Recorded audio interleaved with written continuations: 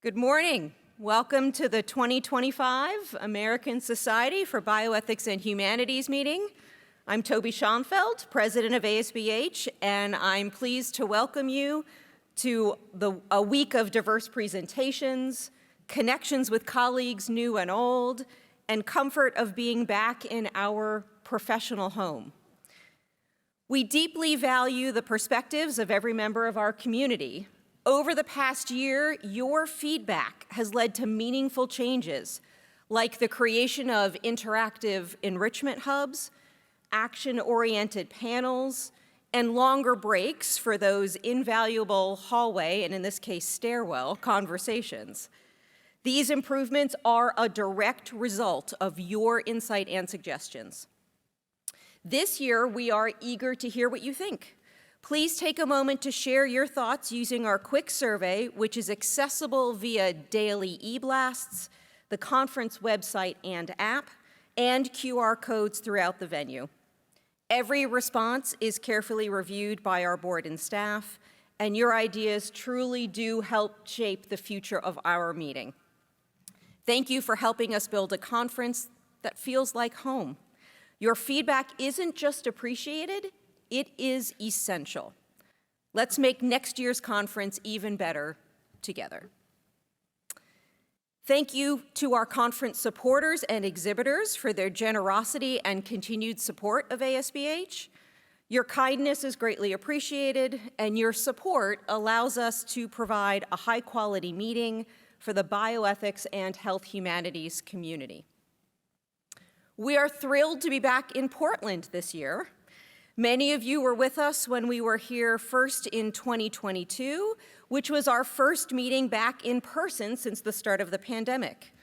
Feels like we've come such a long way since then, but maybe not in the direction we had expected. You do not need me to tell you how everything has changed just since January 21st. You also don't need me to tell you how actions from our current administration have affected this ASBH annual meeting. We have had international speakers pull out. We've had government employees unable to attend because of the government shutdown. I'm here on vacation in case anybody is curious. And I now know that the ICE detention facility is a little over 2 miles from the conference venue, a fact I never dreamed I'd need to keep in my back pocket when we planned to come to Portland many years ago. And yet, we are here, despite the challenges, with the highest number of attendees we've had since pre-pandemic, over 200 of whom are first-time presenters.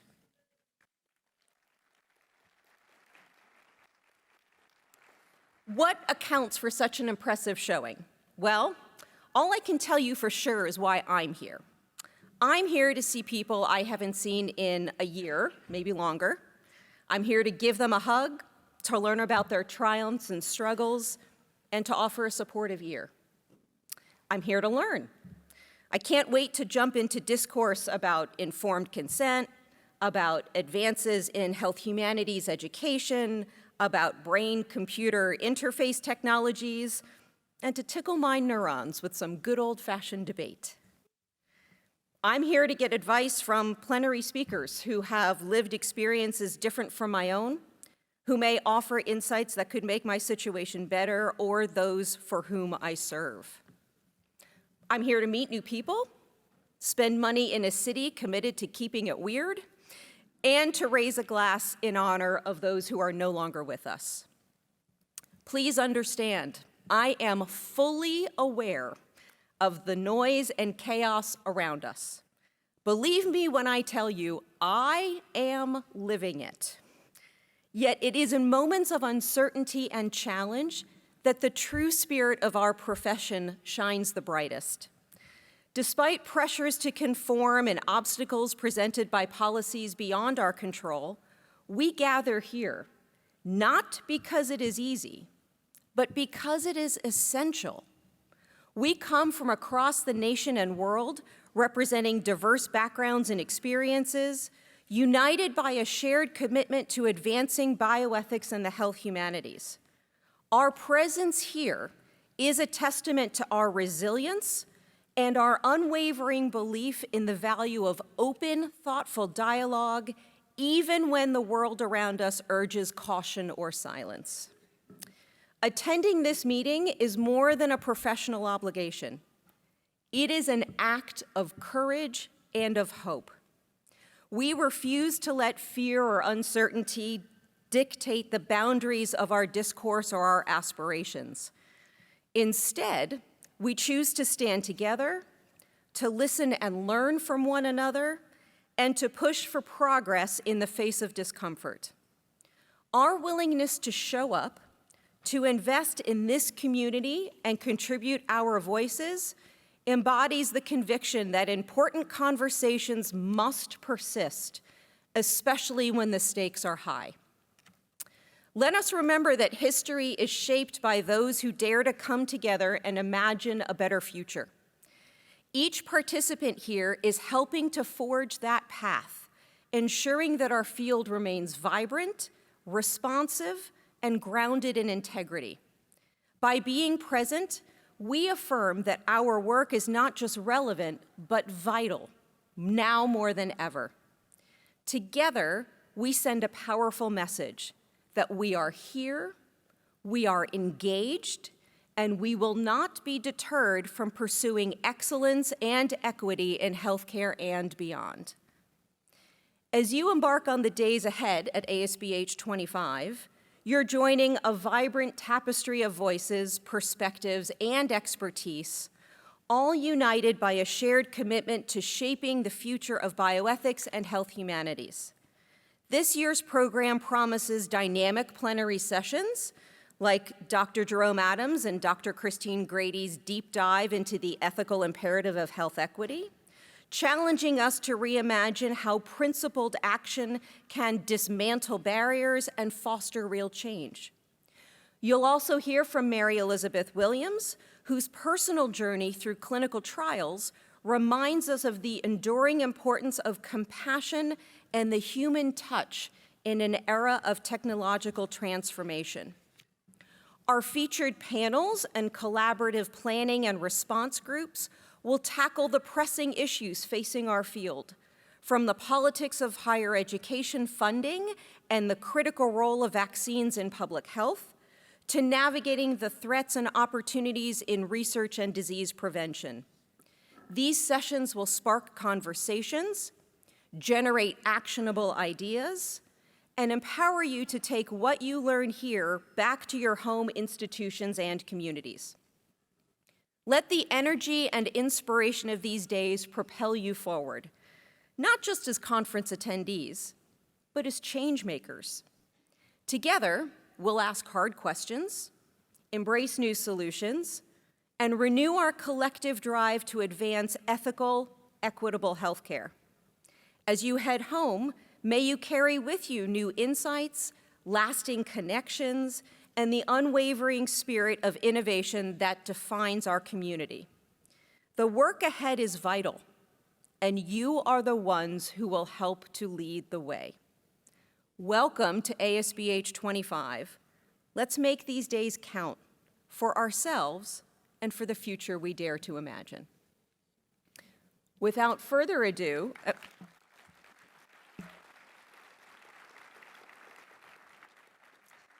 I'm now excited to welcome you to our opening plenary session, Making the Case for Health Equity, Ethical Imperatives, and Practical Strategies, featuring Dr. Jerome Adams in conversation with Dr. Christine Grady.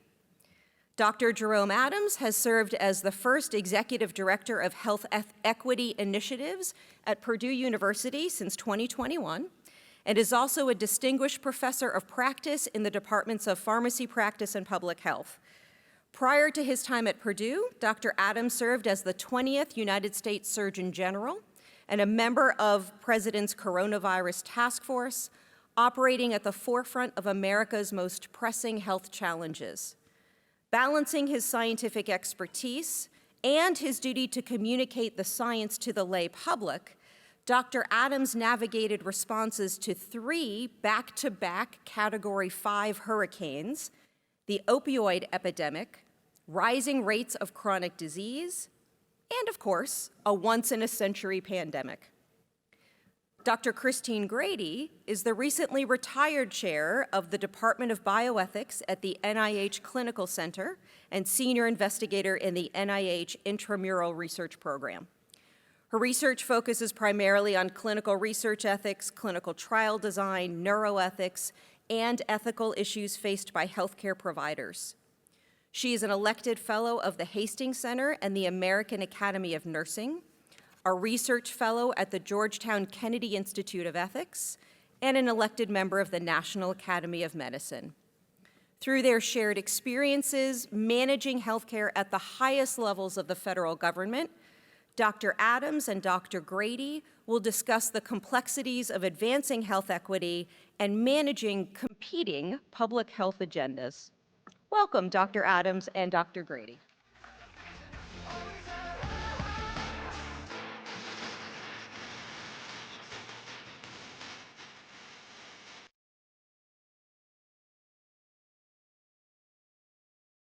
Can you hear me? All right, good.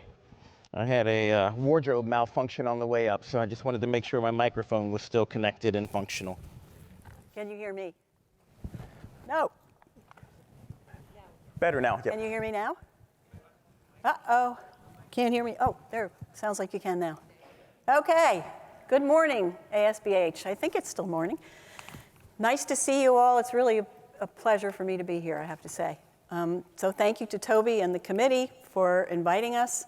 And thank you to all of you for being here this morning. And thank you to Dr. Adams for being here. It's really nice to have you. And thank you for your service to our country, to the residents of Indiana, and to your patients. So it's a delight to have you here. Well, it is a delight to be here, and thank you for your long history of government service. One of the things I'm sure we're going to get into is my concerns about people's reticence to go into public service because of the way they are being treated, because of, quite frankly, the emotional and physical and safety tolls that it's having on folks. So I just want to say thank you to you. Thank you to every one of you out there for persevering through difficult times, because we're all going through it right now. Yeah. And I fully acknowledge that literally this picture that I have up here is traumatizing to many of you all. Yeah. It is. It is, but you know, that said, we all have to show up and we all have to keep doing the work. And I appreciate all of you all for doing that and for having me here today. Yeah, great. So I have a number of questions for Dr. Adams, who I'm going to call Jerome because he told me I could. And then I'm going to leave time at the end for anybody who would like to ask questions of him or me. And as you heard from Toby, our topic today is health equity,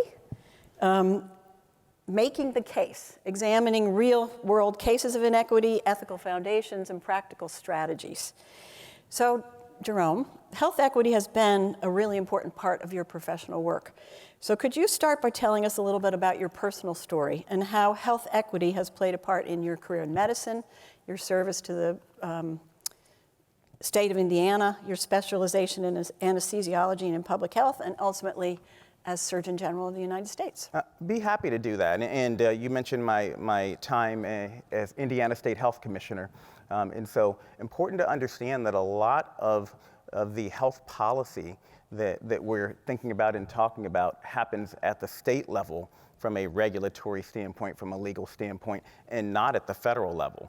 So I spent a lot of time as Surgeon General trying to explain to the public, I can't do that, or that's not my job, or someone else is supposed to do that. So important to understand that, and I've been blessed to have been in federal, state, and local public health, as well as still being a practicing clinician. So since I traumatized you all, I'll give you a little bit of a joke. The funny thing is, or the funny and the sad thing is, this actually isn't a joke. This is a real headline that came out the day after I was nominated to be Surgeon General of the United States. And it was because, again, there had been so many people with questionable backgrounds nominated that they were shocked that there was actually someone who had public health experience nominated as Surgeon General of the United States. The sad part about that is next Thursday there's going to be a confirmation hearing for the next Surgeon General, and the person who's been nominated didn't complete her medical training, does not have an active medical license, and has a number of reasons not to be Surgeon General of the United States. So that's how it started for me, as the meme goes. This is how it's going. For the medical folks in the crowd, this really did happen. And it actually, it illustrates the time in the first administration, honestly, that I came closest to getting fired. True story. And it also illustrates an ethical dilemma, a true ethical dilemma. What do I mean by that? Yeah. Dr. Fauci and I got phone calls that there were literally people, our colleagues, who didn't have personal protective equipment to protect themselves against this unknown virus. Bodies were piling up in New York City. They literally did not have enough room in the morgues. We were sending in refrigerated trucks to hold the bodies, and yet there were elective surgeries going on, people getting breast augmentations and truly elective surgeries across the country. And so we had a conversation at the White House, and it was determined that I should make a statement that we needed to halt elective surgeries. Well, the reason why I said this is the closest I came to getting fired is because you've got to understand that the money drives much of the decisions in our healthcare system. And that's not a bad, I'm not saying that in a bad way, you just have to understand that. Most hospitals fund a lot of their charity work and a lot of their innovation through the profits they derive from doing elective cases. So I was telling these hospitals all across the country, stop doing your elective cases, and in many cases that meant their main source of revenue. And so it was a true ethical dilemma that we still haven't really talked about to the extent that I think we should. But also, the head of the American Hospital Association called up the White House and told President Trump, you need to get rid of this guy. True story. And so that's how it started. That was how it's going. But you asked about me. There were some good times. I think you know this guy, right? Dr. Fauci is a friend, a mentor. What a lot of people I don't think appreciate is he was around my age, actually a little bit younger, in the 80s when he was dealing with HIV, another unknown, scary virus where there was a lot of politicization, where there was a lot of fear, where there was a lot of consternation. And so I was blessed to be able to work alongside Dr. Fauci and to be mentored by him as I was dealing with an unknown virus where there was a lot of politicization.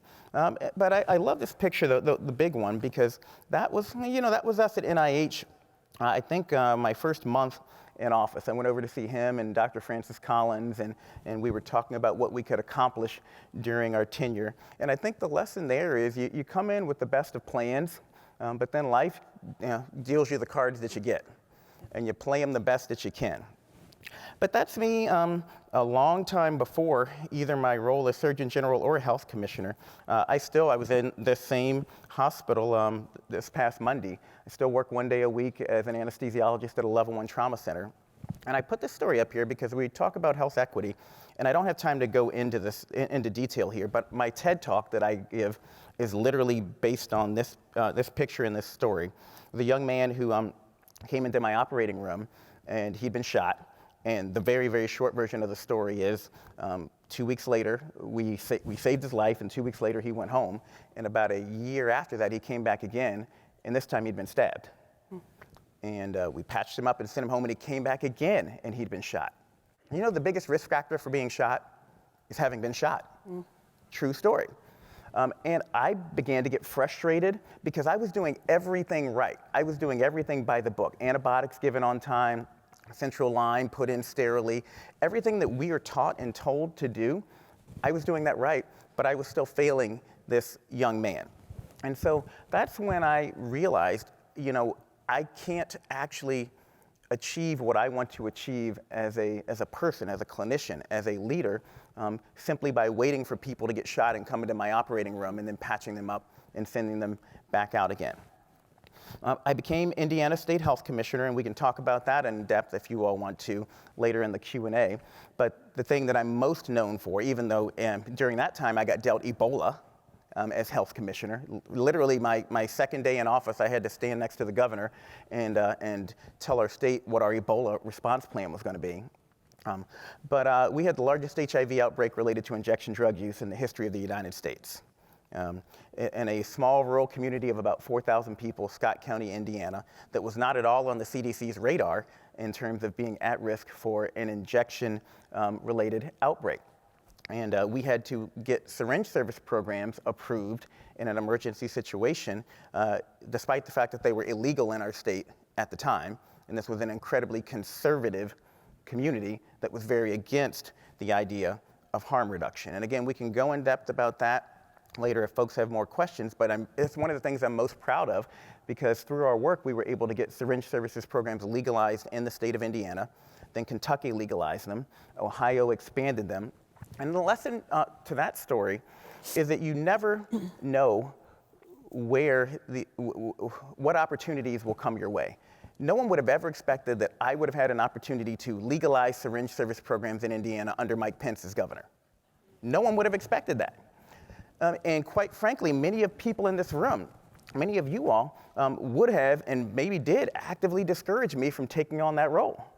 But we were able to accomplish really good things despite some of the circumstances that we were in and despite the hand that we were dealt. And so, we'll go on later, but again, when you talk about my background, my background as an anesthesiologist, my background as health commissioner, my background as surgeon general, all have shaped this idea that we need to lean into health equity and understand the broader context and not just rely on downstream diagnosis and treatment. Great, thank you. So you wrote a book, which I see you brought with you, and called Crisis and Chaos, Lessons from the Front Lines of the War Against COVID. And you've already spoken about COVID a little bit. One of the things, I read the book, and in the last chapter, you have 10 lessons for future pandemics and public health in general. And I'd love for you to talk about Lesson 8 and Lesson 9, because they seem to me to be a little bit in conflict, or in tension anyway, with each other. So Lesson 8 is, we cannot be a healthy nation without health equity, which I think a lot of us would agree with. Lesson 9 is, remember that health and economics are intertwined. And you just mentioned, the money that drives so much of what we do in healthcare. In our monetized system, it seems like these two things, health equity and economics, sometimes, maybe often, are in tension.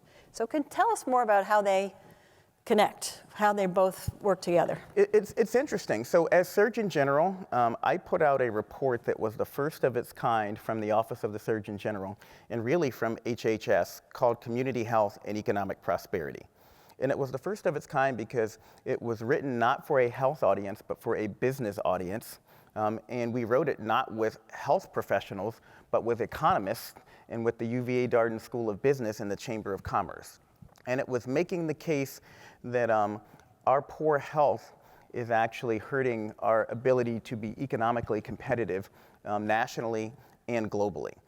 Did you know that the number 2 expense for most large and medium-sized businesses is healthcare? Did you know that you pay more for healthcare when you're buying a General Motors car than what you're paying for the steel that goes into that car? We literally are not competitive with our foreign partners because of our high healthcare costs. So we need to make the case, and we do in my report, that health inequities are actually a major contributor to what I call the U.S. health disadvantage. The fact that the United States is the red line, we spend 3 times as much per capita as any other nation on healthcare, yet we have some of the worst health outcomes, so some of the lowest life expectancy, some of the highest infant and maternal mortality. And this is an ethical dilemma. It is an ethical dilemma. When you're having conversations about healthcare spending, there's a finite pie. And every dollar we spend over here is a dollar we can't spend over there, giving people vaccinations or helping people be healthier. And so we do need to look at this through the lens of both economics and of ethics, the idea that we are massively misusing the funding that we currently have available. We're 4% of the world's population, yet we consume almost 50% of the world's medical resources. Ranked 67th in global life expectancy despite that spending, so we're not getting ROI. And it isn't just a problem for minorities and marginalized populations. Whites have a lower life expectancy in the United States than whites in peer countries. I think that's an important point for you all to remember, because when we talk about health inequities, people often think about it in racial terms and gender identity terms. They don't see how they fit into the picture. But the fact is, we're all doing poorly as a nation because we aren't paying attention to health inequities and how unhealthy our communities are. And some of the reasons, we could have a whole lecture, hour lecture about the reasons, but ones that I want to point out to you all that I think people don't always focus on is we're number one in wealth. We're the richest country on the planet, but we're also the poorest country on the planet. And what I mean by that is we have some incredibly rich people, and on average, we are richer than any other nation on this planet. But we also have the highest pockets of concentrated poverty of anywhere on this planet. And that creates incredible health disparities. We have no universal access to health care. We're the only developed nation that hasn't figured this out yet, and it matters. It matters. And we have the highest college tuition and least financial aid of any OECD nation. So former Surgeon General Jocelyn Elders famously said, you can't be healthy if you're not educated, and you can't be educated if you're not healthy. So it matters that we make it so hard for people to achieve higher ed. And I was in a talk next door about inclusion right before this one, about racial and ethnic inclusion in ethics and in bioethics. And it is incredibly important that we think about how we're creating pathways for people to achieve higher ed and to be successful, not just so that they can be economically and academically successful, but so they can be healthier. All right, you all need to switch out? I know, I'm from the East Coast, you all, so I talk fast, so I'm going to burn them out. They're going to run through quite a bit. So based on what you just said, would you say that health equity is an unattainable goal, given the incentives, the structures, the disparities that exist, and the economic incentives that drive our healthcare system? Well, I wouldn't say it's unattainable. I would say a couple of things. I would say that I think W. Edwards Deming is the one who said every system is perfectly designed to deliver the results that it does. We need to understand that these are system design issues, and you can design a system which moves us in the direction towards health equity, or you can design a system that moves us away from health equity. I also do think we have to know our history and grapple with it in many ways. The history of slavery in this country and the way that we've treated marginalized populations in this country. That matters. It does matter. When you look at redlining, when you look at Jim Crow, that does matter. I think we have to understand that. We also have to understand that most of Europe actually adopted universal health care and a lot of their social policies after World War II in an effort to rebuild with the idea that they were societal goods. Contrast that to the United States, where most of our services in the healthcare industry are designed as to go to who we feel deserves them. You work, so you deserve healthcare. You don't work, so you don't deserve healthcare. You lived long enough, you're 65, you deserve healthcare. You aren't 65, you don't deserve healthcare. You're really, really, really, really, really poor, you deserve healthcare. You're just kind of poor, you don't deserve healthcare. It's not built around this idea that it's a societal good. It's built around this idea that it is a privilege, a benefit that we dole out to the deserving. And so I think we can move in the right direction, but I think we've got to have some of these hard and tough conversations, the conversations that you all lead about ethics, about who deserves it, but also about the broader societal benefits of doing some of these things. So as everybody knows, we're in a world right now where equity is like a word we're not allowed to use. And we've seen DEI programs and initiatives and people being removed from their positions and silenced and thrown out, et cetera. And so there's a really interesting challenge, I think, for bioethics. And there was a paper that a bunch of bioethicists, some of whom I know are in this room, wrote recently, and they said there are 3 things we should be doing. And I'd like to hear your comment on these 3 things. One is get our own ranks in order, and some of the inclusion discussion we had next door is definitely part of that. A second one was speak truth to power, which maybe you can tell us more about that issue. And the third, I forget the third, I shouldn't, keep justice at the center, stand up for justice. So are those the right 3 things, number one? How do we do them? And are there other things you think bioethicists might be able to do to get equity back on the agenda? So I wrote an article about the DEI conversation back in February, and you all can look that up if you want to hear more of my perspective. But to respond to what you said, I think those are all important. I tend to think about them in different ways, and I think it's important for you to understand that I live in Indiana. Indiana is a very conservative state, and I live in the most conservative county in a very conservative state. And I say that because the United States is a big place, and when you say, speak truth to power and put justice at the center, what that means differs, and your opportunity to act is going to be very different in Indianapolis, Indiana versus Boston, Massachusetts. And so I think we have to understand that everyone is going to have to figure out there's not going to be a national standard for what this means. And that's something that I talk about a lot in my book. There's a publication called The 11 American Nations by Colin Woodward. And he talks about the settling of the United States. And if you get a chance, it's a short little essay, you can read it on the plane home. But it changed me in the way I think, because he talks about how Boston, New York were settled by folks who really had a cultural belief in denial of self for the common good. But you look at people who settled in the South and in the Southeast, people from Ireland, people from Scotland, they were used to living by themselves in the middle of nowhere. And when the government came around, it was usually to tax them and take things from them and to rape their wives, not to help them. And so they have a very different mindset towards government and towards the idea of self-reliance versus denial of self for the common good. And I tell you that because it's important to understand that we're going to have to have different conversations in different places. Now, when I talk about, and I have a friend she's from New York. She used to be a New York health commissioner, and we're frenemies. I say we're frenemies because when we've been on panels before, and she's one of those, you've got to call it out when you see it, and you've got to make sure you aren't afraid to say racism and tell people they're racist. And I'm like, okay, so I've got to go to the Indiana State Legislature, which is all white, supermajority Republican, about 75% male, and tell them they're a bunch of racists because I want money for infant and maternal mortality so I can save black women.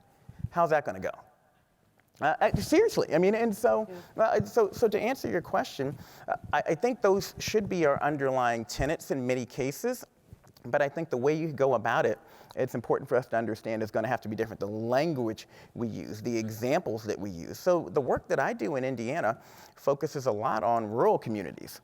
I lead a lot with that. I'm a veteran. So in many cases, I'll lead with veteran health, helping people understand how they fit in under the tent. Because put yourself in the situation of a white male.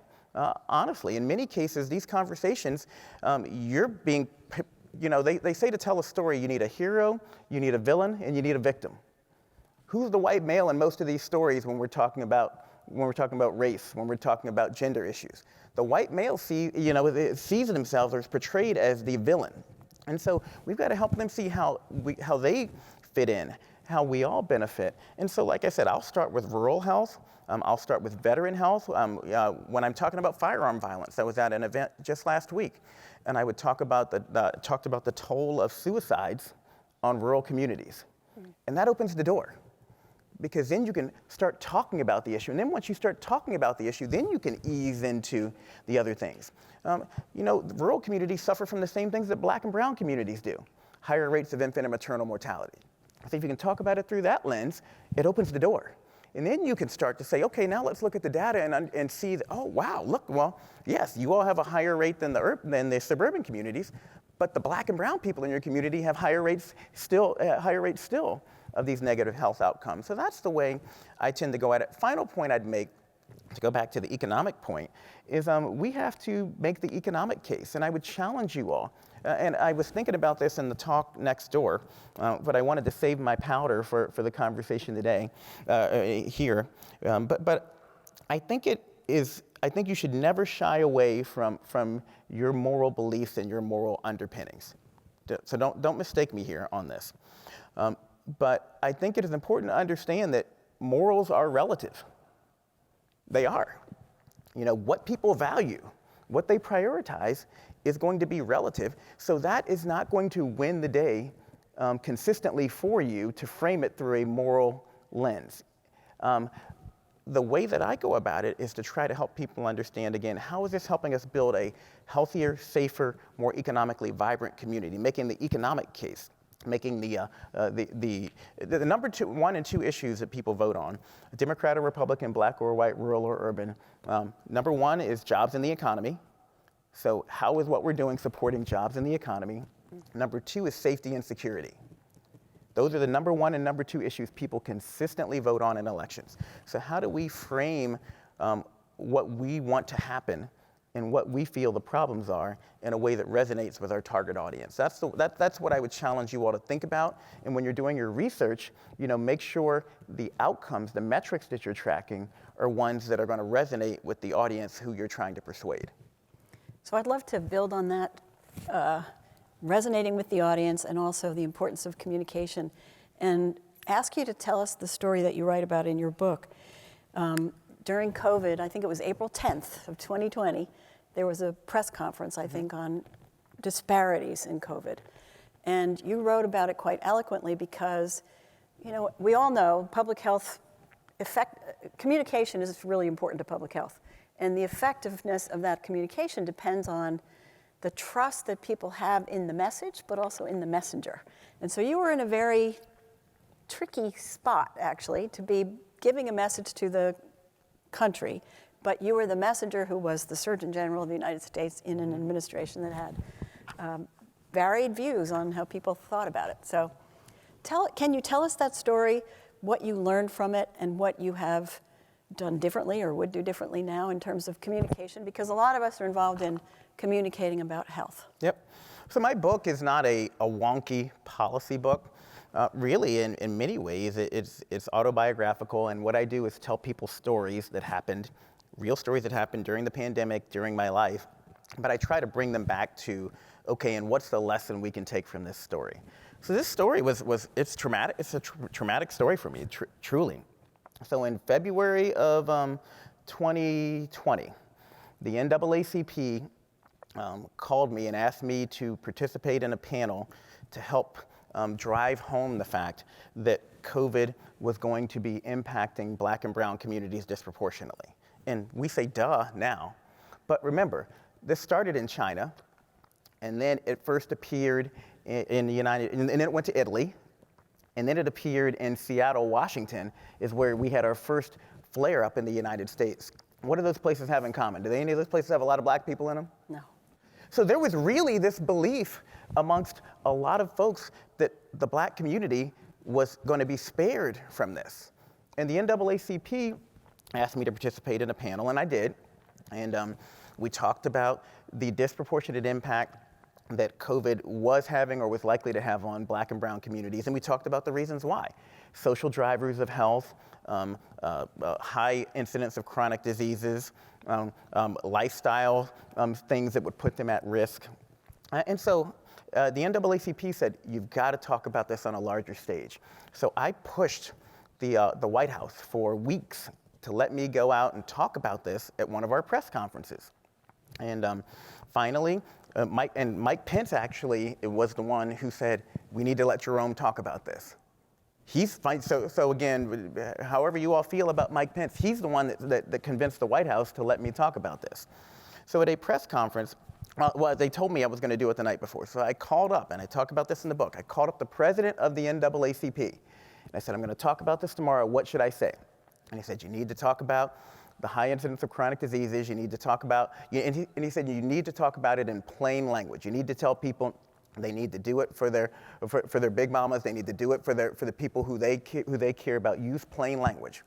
So this is my famous big mama moment.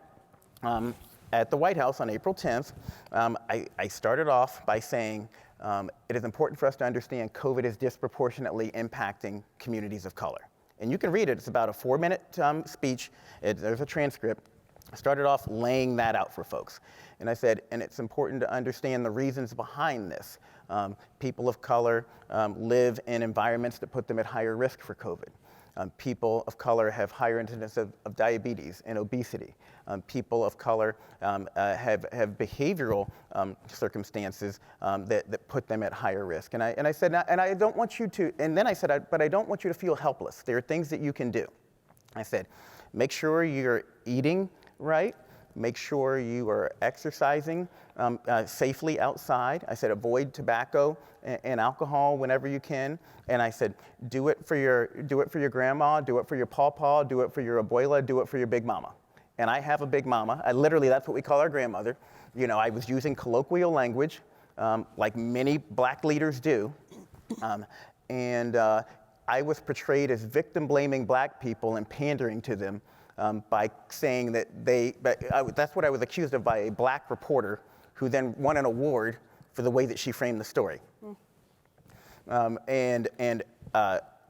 got called an Uncle Tom. It was trending. I got hate mail. I got death threats. It was bad. It was literally to the point that I was almost ready to quit. I was ready to quit. And again, I tell these stories so that you understand really what happened. And the irony is, as soon as I was done speaking, I actually thought I was going to be lauded.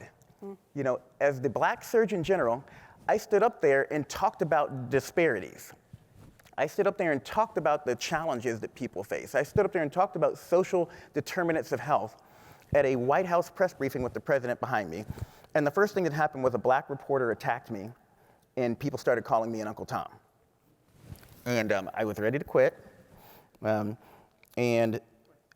The next day, I got a phone call, and it was from an unmarked number. What's interesting is, I don't know why I picked it up, because it's really dangerous to pick up unmarked numbers when you're the Surgeon General of the United States. And it was on my heart to pick it up, and it was Oprah Winfrey.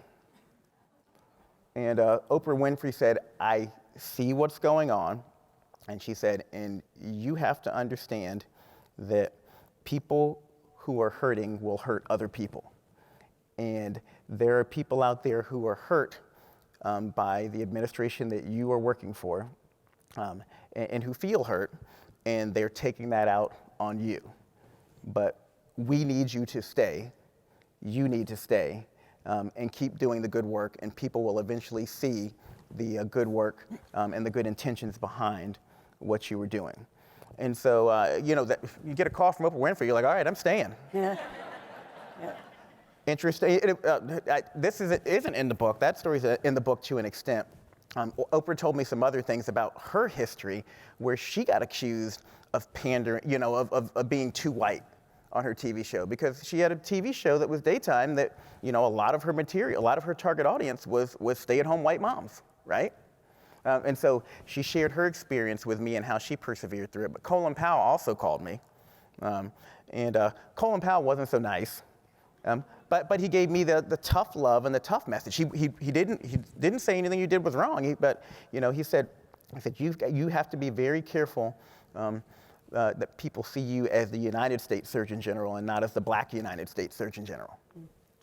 And so again, but the lessons I took from that were personal, but then also I think I think there are lessons for me and lessons for you all. The lesson for me is that there are certain things that other people can say. Hakeem Jeffries can say, do it for your big mama. I can't say that when I'm standing next to Donald Trump. Mm-hmm. So you have to understand, even as a black man, I'm not allowed to use the language that I use in my own home with my own family without understanding the context. So the context and the messenger and the place and the people you're standing next to, that all matters in terms of how your message is going to be received. That was a hard lesson for me, because I'm like, that's my language. That's my language that I use. I'm not allowed to use it. But that was a lesson for me. A lesson for you all is that you have to understand that the media, this reporter didn't care about social determinants of health, didn't care about the health of the black community in that moment. What she cared about was getting a scoop on Donald Trump and Donald Trump's Surgeon General. Yep. And she got awarded for it. She literally got an award for it, a reporting award for it. And at the end of the day, if you read the transcript, there's literally nothing in that transcript that I said that was untrue or that other people haven't said before. So you have to understand who you're consuming your information from, who's feeding it to you, what their agenda is, and what your own biases are in terms of how you're interpreting what is being said. Would you do it differently? Well, I would definitely do it differently, and it hurts my heart to say that. It hurts my heart to say I would do it differently because I told the truth. Yeah. I told the truth. I actually literally called the president of the NAACP and said, what should I say?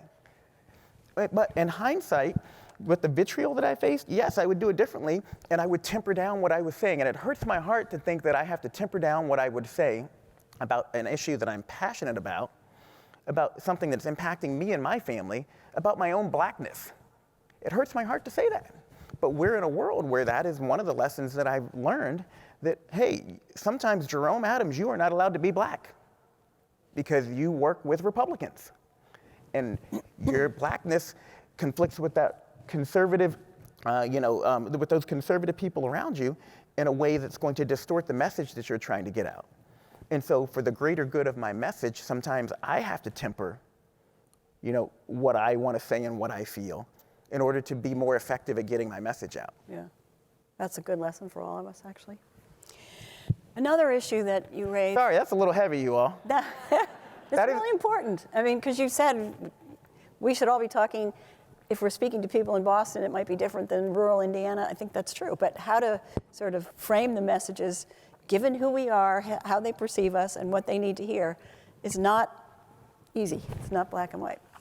So another thing you talk about is, when you were Surgeon General on the COVID-19 task force, that you were often perceived as being the skunk in the room. By bringing facts or messages that maybe some of the others around the table didn't want to hear. And I think bioethicists sometimes are in that position, where we're in a room where we have to give a message to somebody that we know that they don't want to hear, but we have to do it. So I wonder if you could talk a little bit about what you think that skunk in the room feels like, and also I know that skunks are generally vilified because of their strong odor, but if you look at the literature, there's a lot of spiritual traditions that actually think of skunks as really important, for self-awareness and for protection and for authenticity. So I guess I want to ask you, is the skunk in the room, is that a good thing or a bad thing? And how would you advise those of us who sometimes are skunks in the room to think about it? It can be a good thing or a bad thing. And I'm being very honest with you all. I mentor a lot of young people, and sometimes being a skunk in the room, sometimes you've got to be true to who you are and what you feel. Other times you have to, honestly, and this is the hard part about being a leader, you've got to make tough decisions about whether or not being in the room is important enough to you to hold your tongue every now and then. And to put it another way, one of my mentors said, "Is this the hill you want to die on?" I mean, and that's a challenge that people in Congress are facing every day. Real talk. Bill Cassidy is trying to figure that out right now. Bill Cassidy, for those of you who don't know, is a physician who's the head of the Help Committee. He could have been the stopping vote on RFK. He will likely be the deciding vote next week on the Surgeon General, who's immensely unqualified.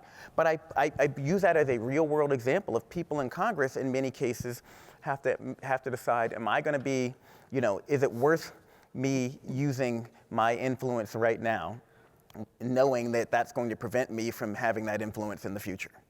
And there's not an easy answer to that question. But from a practical standpoint, one of the things I said to Mike Pence, And I said to Donald Trump before I worked for either of them, I said, I will never lie to you. I will never lie for you. And so that was an agreement that we had, that I'm here to be your medical consultant. I'm going to give you the best advice that I can give you as honestly as I can give it to you. And I'm not going to go out there and say something that's not true. So I laid the groundwork early on so that when I had to give tough news, it was in the context of, hey, I'm giving this tough news to you as your medical consultant. That's the job you hired me for. And this is what we agreed upon in the first place. So that's proactively something that and so I say that again to young people out there and anyone out there, when you're taking on these new roles, you've got to understand and lay out your parameters up front, because it's a whole lot harder to do it in the moment. And if you've laid it out in the front, then you can always point back and say, remember, we talked about this. This is what I'm supposed to be doing. This is what we agreed upon. On the back end, I would also say that it goes back to communication. You can be the skunk in the room if you're seeing, the famous example, and you'll appreciate this, the doctors and doctors advocacy groups in Washington, D.C.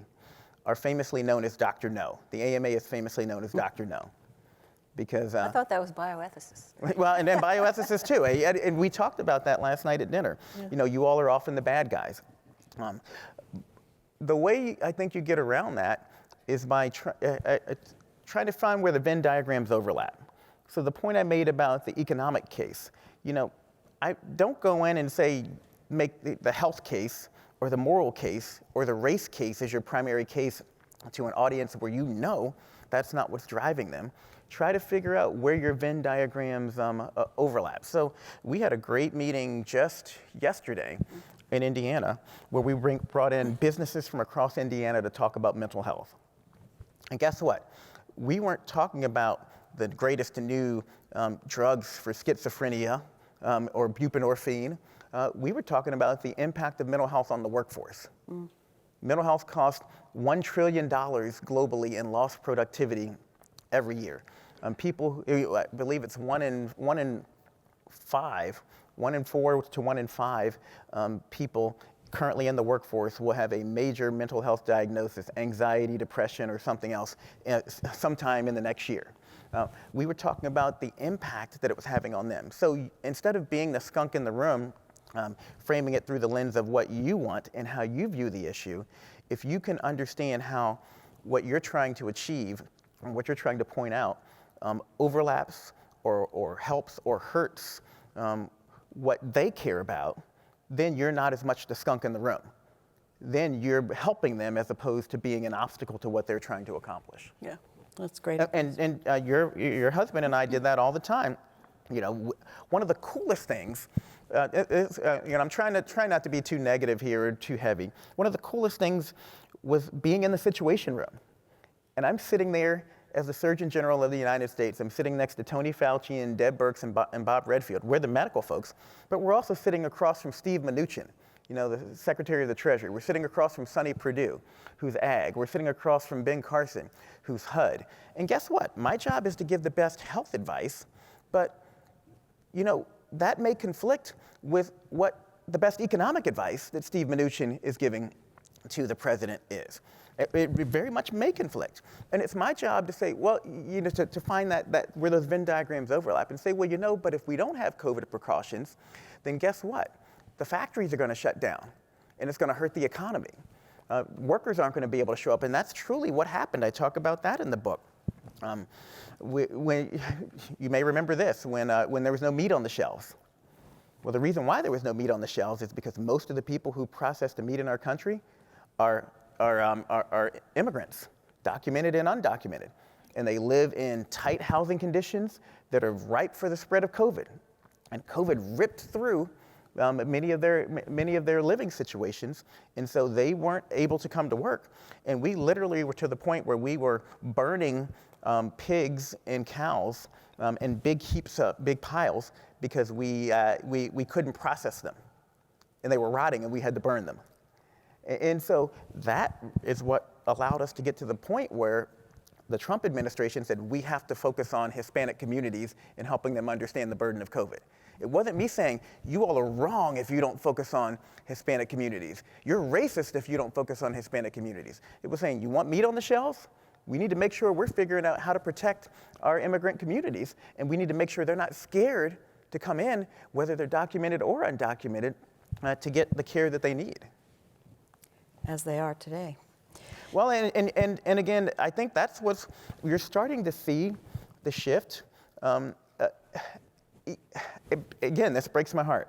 It breaks my heart, the horrific scenes that you see, the way that people are being treated, and what breaks my heart is that hasn't changed some people's hearts. No. But what's changed people's hearts is, oh my gosh, we go to the restaurant and we can't eat because there's nobody in the back to wash the dishes. There's nobody in the back to cook the food.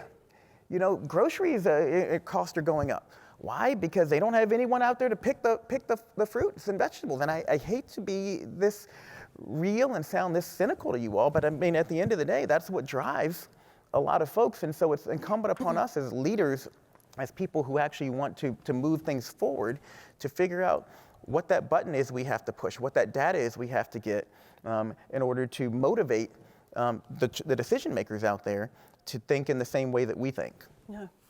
So I'm going to shift us a little bit. You were one of the signatories of a recent letter from 6 former Surgeon Generals calling for the removal of RFK Jr. as Secretary of HHS. And in that letter, you said, and I'm going to quote, "Over recent months, we've watched with increasing alarm as the foundations of our nation's public health system have been undermined. Science and expertise have taken a backseat to ideology and misinformation. Morale has plummeted in our health agencies, and talent is fleeing at a time when we face rising threats, from resurgent infectious diseases to worsening chronic illnesses." Given the applause, I suspect that many in this audience agree with you and are worried about the health of our nation as we go forward. So I would love to hear you tell us, what can we do? What can we as bioethicists, academics, clinical people? This is a tough situation, and if I had an easy answer, I'd give it to you. But one of the things I think we need to understand is that, you need to switch out again. I told you, I'm working them back here. I hope we're paying them well. Yes. Is that the premise behind MAHA isn't wrong. The premise behind it isn't wrong. And that premise is that we're paying 3.5 times the OECD average on healthcare, and we're getting terrible results. And what did Albert Einstein say? The definition of insanity is doing the same thing and expecting a different result. Yeah.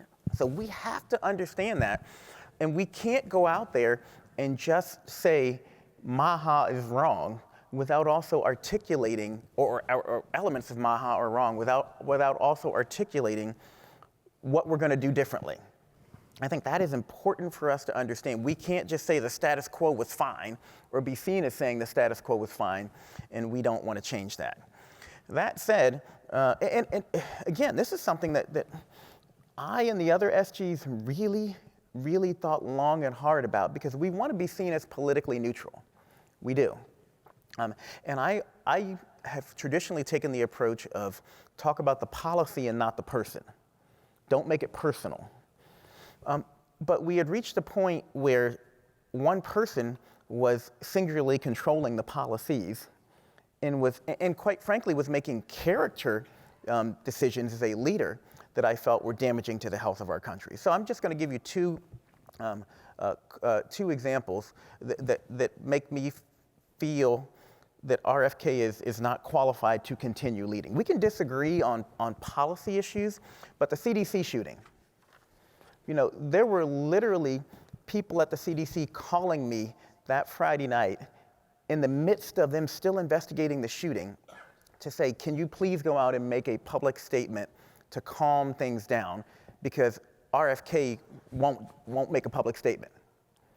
And it took him 18 hours before he put out a tepid tweet, and it was actually a retweet of someone else.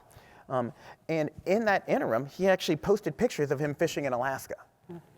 So it wasn't that he didn't have access to social media, it was that he made a conscious decision, I'm not going to weigh in on this. Now, I don't want to get controversial, and I don't want to get fired here, but there was another very prominent shooting that happened in the last couple of weeks, and RFK commented within hours on that shooting. And I don't want to compare or contrast other than to say violence is wrong, violence is wrong, violence is wrong. Yeah. And as a leader, you should always say violence is wrong, no matter who it's happening to. And he did not.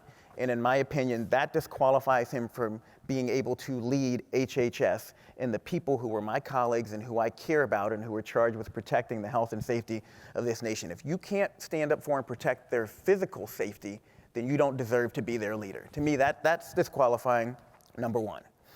I agree. I also think that there are very objective measures that we can look at. The fact that trust, Kaiser Family Foundation put out a poll, trust in CDC, trust in FDA, trust in HHS, trust in NIH has plummeted under Kennedy's watch. So he is failing at his goal of restoring trust in these institutions. And we can go into all the reasons why, but the fact is he is objectively failing in terms of establishing and restoring trust in these institutions. And then, just count the measles outbreaks. We're breaking records in a bad way for measles, for diphtheria, children dying. In many objective ways, he has failed as a leader. And I feel like there are people out there who could embrace some of the elements of MAHA. Yeah, we want better nutrition. We want food without as many additives in it. I completely agree with him that you go to France and the Coca-Cola in France and the French fries in France taste and are completely different than what they are here. That's also what's dangerous about it, is he says just enough that sounds good. The people go, well, yeah, we should try that. And then he sprinkles in a whole lot of yeah, but pregnant women need to suck it up and not take Tylenol. Yeah. And circumcision causes autism. I mean, and so that's why we put that out. And I wanted to give you some context for that because, again, I try my hardest never to attack the person and to keep it from being personal. But he is singularly in charge of health. I mean, and he's really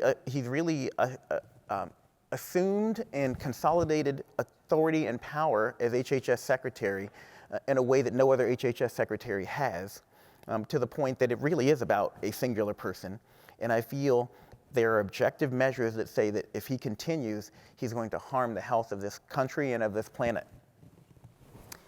So I have a bunch more questions that I would love to ask Jerome, but I also want to give time to people in the audience. And I just want to pick up on one thing that you just said. You said you try to be neutral. There was a session next door, and I don't remember the exact words, but one of the lessons of the person and who's I know where you're going. Probably here was, don't be neutral.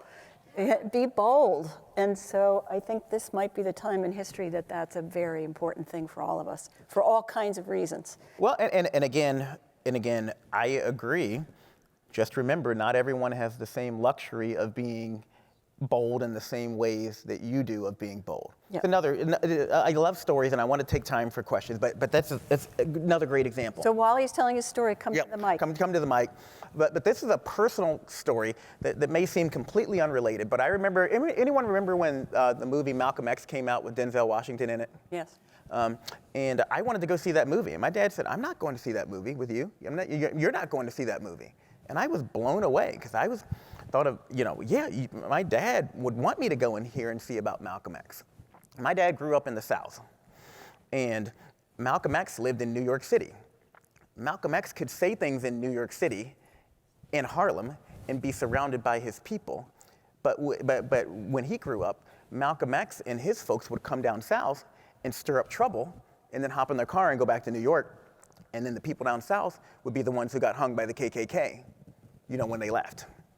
And so I say that as an example because it popped in my head and in my heart about some people have more of a luxury of being vocally bold and saying certain things in certain circumstances than others. Yeah. And we have to understand that doesn't mean that you are being cowardly or being neutral if you're not as bold as someone else is who's in a different circumstance. Does that make sense? Yes. Please, and say who you are. Hi, my name's Carla Childers. I had a bioethics policy and partnerships for Johnson & Johnson. So no shortage of experience of understanding storytelling with villains in the pharma industry, especially as a bioethicist in the pharma industry. But one of the things I've really held myself to is to never be an apologist for industry and never shy away from the really difficult truths that are reality. And in my teaching with my students, I talk to them a lot about that. And I appreciate your perspective about making sure that we're approaching and reaching audiences where they are, but I got a little worried that, and I wonder how you manage that challenge of making sure that you still have the ability to what I do think is your obligation to speak truth to power, especially about realities of history, and I appreciate it must be a difficult sort of challenge for you to walk, but how do you make sure that in the process of being so politically neutral and neutral that we aren't missing that really critical importance of having obligations to be honest about what the truth is? And again, just really appreciate your honesty in this conversation, but I just wanted to pose that to you and get your thoughts. No, I love that question. I love that question. And number one, I would say we need our researchers in the room to make sure we have the data to lean on so that when we're making the case, we're not making it from an emotional or a subjective perspective, but we can point to the data and say, here's why I think this is important for us to do this. And part of that, number one, it's having the data, but as I mentioned, it's having the data that points to outcomes that our audience cares about. And so to me, it's making sure that we're connecting the dots between that history in that case that we want to make and what's going to ultimately move our audience. I also wanted to talk about this super quick because you're from Johnson & Johnson. We talked with your folks quite a bit. One of the things I'm most proud of is our work on Operation Warp Speed. To me, it's the greatest scientific achievement easily of the last 75 years in this country. We developed vaccines in record time. And again, Dr. Fauci, Dr. Collins, and myself would get together with companies like J&J and Moderna and Pfizer every week to make sure we were increasing diversity in those clinical trials. And so to answer your question, it was important for us to understand the historical context of Henrietta Lacks, of Tuskegee. It was important for us to understand that and bring that to the table. But it was also important when we were talking to J&J to say, and the reason you need to do this is not because of the historical things that happened in the past. It's because if we don't do this, it's going to slow down our time to develop this vaccine, which is going to hurt your mission of getting an effective and safe vaccine out as safe as possible. And so to me, it's about connecting the dots and making sure you're resonating with your target audience. Please. Ruchika Mishra, Director of Bioethics at Sutter Health in San Francisco. Excellent conversation. Throughout your conversation today, I heard two things: stories of trust and stories of resilience. You talked about, you were on the verge of quitting so many times, and yet you didn't. And my question to you is, how do you really stay resilient when the forces are going against you? And in healthcare, in bioethics, that's a conversation and a question that comes up all the time. Well, one of the things you do is you come to meetings like this, and I'm glad that young people are here, and I encourage you all to continue to bring young people here because you need your kitchen cabinet, if you will.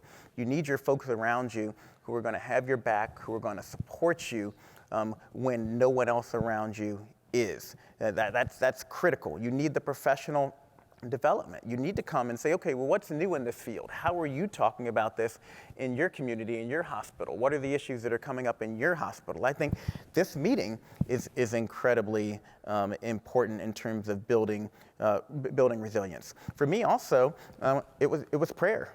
And I don't want to overplay my religiosity because I hate when people do that. But, I am Christian. No one in the Bible wanted to be where they were. Literally everyone in the Bible consistently said, are you sure you have the right guy? No, you don't want me.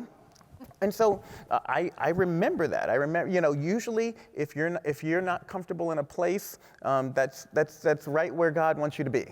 At least, in terms of my thinking. And so that gave me a lot of strength personally. You asked me, I'm trying to be better about meditation, about stretching as I get older, because I think stretching is both physical and meditative.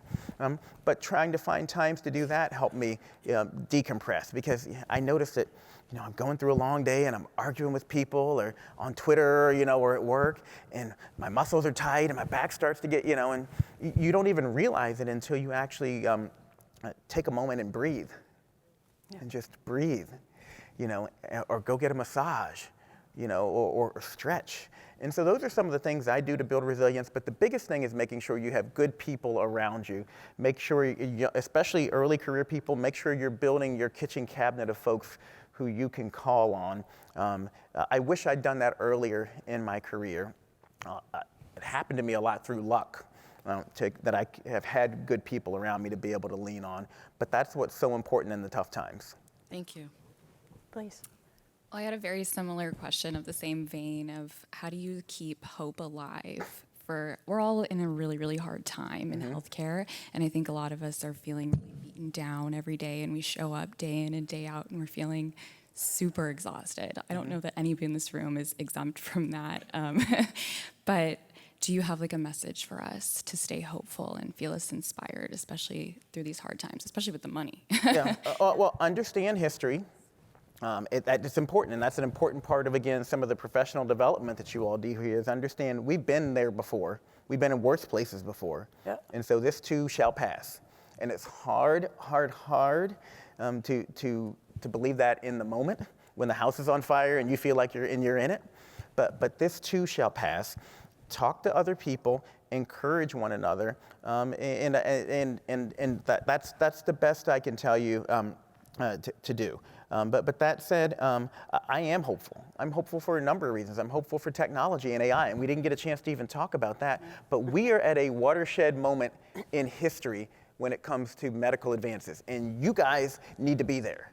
We need to make sure you guys are at the table, because every medical advance in history has actually increased health disparities. Yep. True story. Why? Because the haves get it and the have-nots do not. Yep. And I have a whole talk that I give about digital health equity that we could talk about, but we don't have time for. But it's important that you guys are there at this watershed moment. The way healthcare is going to be delivered is going to be changed forever. We're going to be looking back and talking about and studying this moment in history, these next 5 to 10 years, for the next 100 years.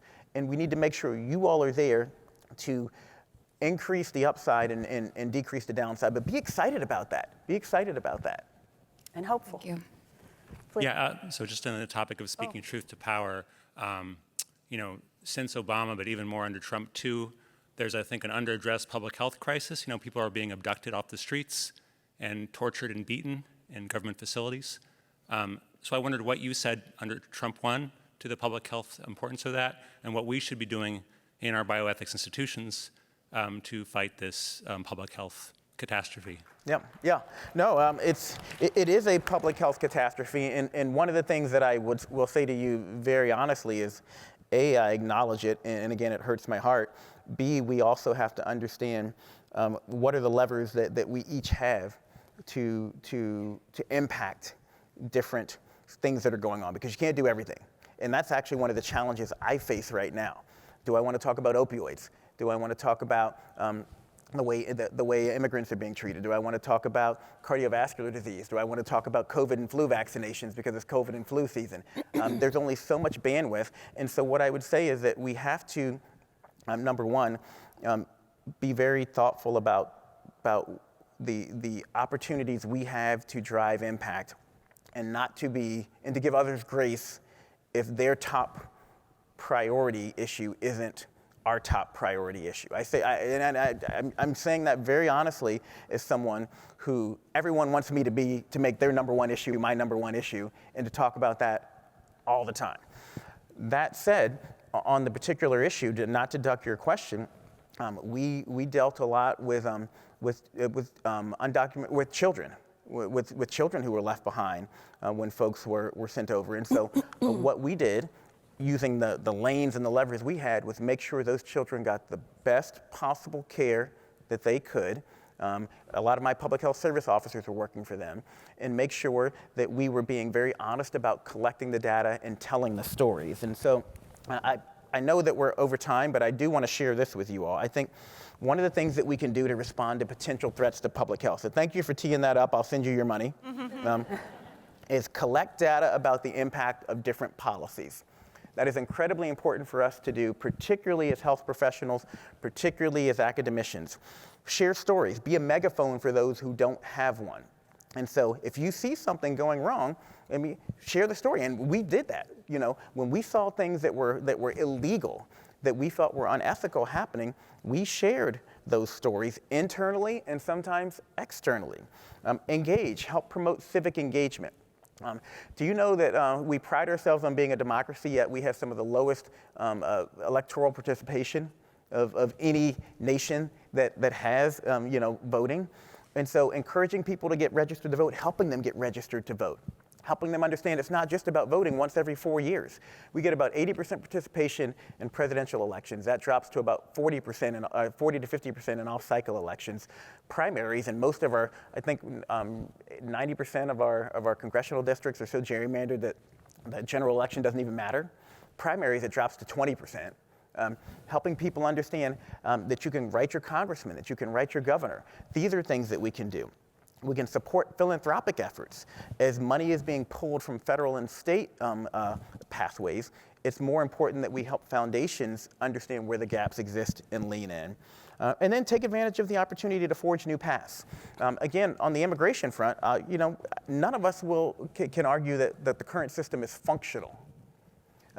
And so we need to continue to offer new solutions for how do we create functional pathways for people to immigrate to this country safely and legally. And so there's no magic bullet or no magic solution, but these are things that we can do and that I lean into with the tools that I have and the influence that I have to try to help in a number of difficult situations, including the one that you brought up.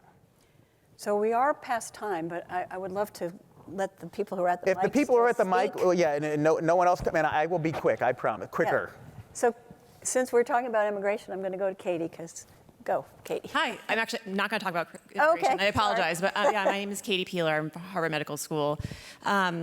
Just very quickly, I actually think Bill Cassidy missed his opportunity for the hill that he was supposed to die on. And I think he may think that too. He may believe that now too. I hope that he reflects that in his memoir. But number two, the thing I'm actually really concerned about from a bioethics perspective is on your slide number 3, the engage. Mm-hmm. I'm actually really concerned about the dismantling of the Department of Education. I am Not too. because I think that we need to teach children about health, like that's important, but I really worry that that was meant as a way to decrease civic engagement. And so while I very much agree with you that you need to understand overlapping Venn diagrams, you need to figure out a way to talk to people and see what pushes their buttons and be realistic and talk about economics, I also think concurrently there needs to be a parallel movement to try to get the next generation to care more. I 1,000% agree with you on that. Yeah, me too. Now, what's interesting is you brought up an example of the Department of Ed. Does anyone think that our educational system in the United States is optimal? And I'm being serious with you guys. Again, we have to understand the premise. And the premise is the current system isn't working, and that's what they're capitalizing on. And I'm not defending what is happening. I'm explaining to you, I live in Indiana. I talk with farmers and regular people all the time, and they're like, well, the current system isn't working. Our kids are failing, so why not try something different? So what I'm saying is, I agree with you. We need to promote civic engagement. And then we in this room need to make sure as we're promoting people to be involved, that we're giving them real options with a real chance of improving things moving forward, and not just saying we need to keep doubling down on a broken system, or at least a system that's perceived as broken by the general public. Does that make sense? But I do think I actually have an APHA, reports, or American Journal of Public Health, from last year, or from earlier this year. I put out a report about the importance of civic engagement as a social determinant of health. So please look that up. I absolutely believe that's the most important thing on this slide, because there are a lot of, quite frankly, bad actors out there who are trying to discourage voter turnout, who are trying to limit the ability of different people to be civically engaged, who are trying to demoralize them to the point that they feel like it doesn't matter if I get civically engaged. That's when democracy dies. That's when democracy dies, when people give up and don't participate. So I couldn't agree with you more. Ben. Yeah, thanks very much. I wonder if you have advice for people in the senior levels of government now, and people, especially people senior levels at Department of Health and Human Services who are people of good faith and goodwill, about when the right thing to do is to stay and be pragmatic and do the best that you can under difficult circumstances, knowing that if you leave, you might be replaced by somebody worse or not replaced at all and the work won't get done. And when it's time to say, you know what, I can't do this and I'm going to resign. I appreciate that question, and Deb Oury is a good friend of mine, former acting head of the CDC. I mean, and I know she wouldn't mind me sharing this, but I give that as an example. She's one of the people who recently resigned, and I know she wouldn't mind me sharing that she talked to me frequently over the last many years, both administrations, about should I stay, what's going on. So this is something that I live with on a day-to-day basis with my colleagues and friends. And the most honest answer I can give you is I can't give you an answer because it's personal for everybody, other than to say, you stay until you feel like it's hurting you personally, or until you feel like you're doing more harm than good. And so for me personally, every day I got up and I'd ask myself, okay, did you do more good than harm yesterday at work? And as long as I could answer that question, yes, then I kept going. That was it for me personally. But I don't want to ignore the fact that everyone has a different tolerance for what they can accept in terms of their work environment. And if it becomes a toxic work environment, I think that is important for us too to understand that you shouldn't encourage someone to stay in a situation that is toxic for their own personal health. So there's the broader benefit, and then there's, or harm, and then there's the individual benefit and harm. And then so that's, again, something to think about with the individuals who you care about in your life. But those are things that I consider and encourage people to think about. That's great. Liza? I'm Liza Dawson, and I can't reveal who my employer is right at the moment.